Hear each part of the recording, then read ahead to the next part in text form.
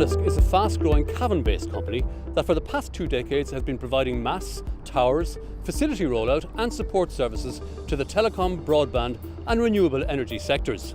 It's teamed up with the BDO Development Capital Fund to support an overseas expansion programme, and I'm going to meet Obelisk Chief Executive Declan O'Neill.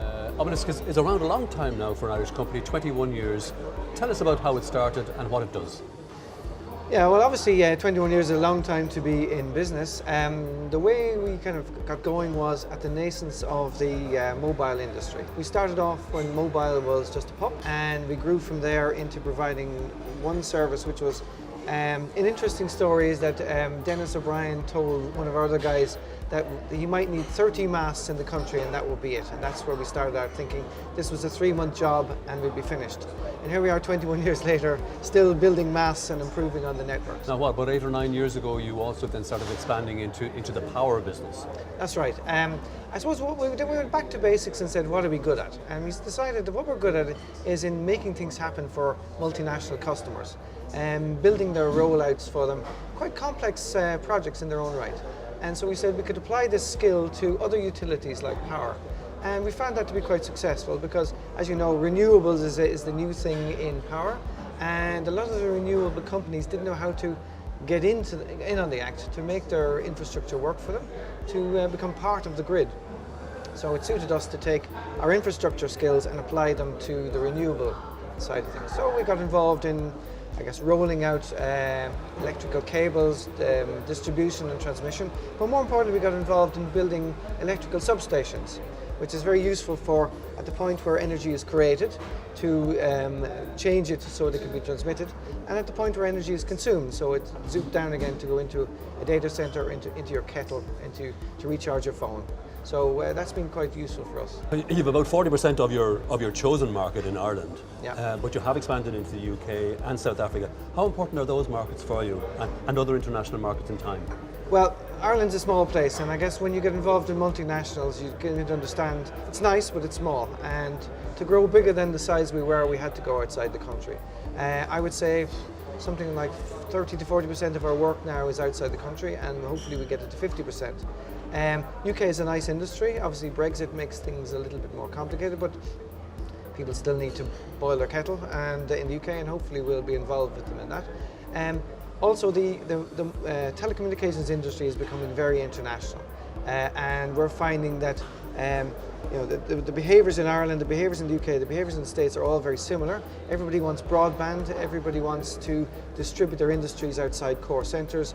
All that's quite exciting for us, and if you live in the suburbs in New York or the suburbs of Dublin, we're very happy to have you connected. It suits us down to the ground. You're growing very fast and growth requires capital. Why did you choose the BDO Capital Development Fund as distinct from other sources of capital? In 2015 we started off with a growth plan, and we said we need 5 years to get from here to somewhere substantially different.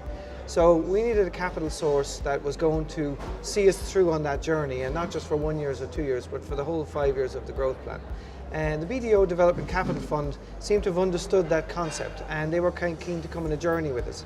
Obviously they wanted to understand management, they wanted to understand whether we were up for the task, and so there's quite an extensive due diligence, but it was almost on our story and on the quality of management, and once they had got their heads around that, then they were in for the ride along with the rest of us, which actually suited us down to the ground. Now, where exactly is Obelisk going over the next 5 years? What is your plan, and with the support of the BDO Capital Development Fund and its partners? Well, part of our plan was to ensure we had robustness in our business. We weren't beholden to one industry, because industries, certainly in the utility space, ebb and flow. So we said we needed to have 50% of our business outside of Ireland and 50% split between power and utilities to give us effectively a 4-legged stool, for want of a better word. So going to the UK has been quite a good start for us. BDO were very encouraging, and BDO Development Capital Fund was very good to us in that regard, making sure that we went to a market that was bigger than us, but close that we could understand. Step 2 then was we had a business in South Africa, and the wind industry in South Africa was just starting off as we got going, so hopefully we'll grow with that in South Africa, and that's also bringing us into the rest of Africa, where the potential for renewables is absolutely enormous. I suppose if you think of the emerging middle class in Africa, they've become very telecoms literate. They didn't have landlines, they went straight to mobile. They don't really have access to oil, so they have to build other sources of power. That's a huge potential for a company like us over the next 5-10 years. And then the third piece of our expansion will be west. So Brexit could give us who knows what kind of trouble, and we're not going to be relying on a country that is still figuring that out. We hopefully go to the States and Canada, and we'll see what we can do there. The US has a big need for power, it has a big need for renewable power, and obviously its consumption of data outstrips just about every other country on the planet. So that sounds like a place where we can add value and hopefully we can grow our business. And what would that actually mean in terms of the scale of your company and the number of people you employ? Well, in 2015, we had about 200 people, I guess, employed directly and indirectly in the business. I would say it's up and around 400 now, and hopefully there's room to grow. I mean, when last we met, I said to you, I really wanted to get Irish engineers on the map. I firmly believe Irish engineers are very well trained and they've got a bit of the gift of the gab. We're very marketable as an industry, and I think we can take that to many countries. Africa has certainly been one place we can go, but I think in the States we can really make a mark. And certainly that's one thing I have in my head for Obelisk.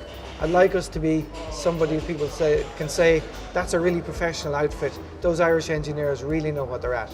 Someone says that to me one day, that's the day I'll be happy. That's great, Declan, and the best of luck with your expansion plans. Declan O'Neill, Chief Executive of Obelisk, thanks indeed for joining us. Thank you. Like Declan and the Obelisk team, do you have the ambition to succeed on the world stage? Then talk to Development Capital and find out how we and our industry experts can accelerate your growth.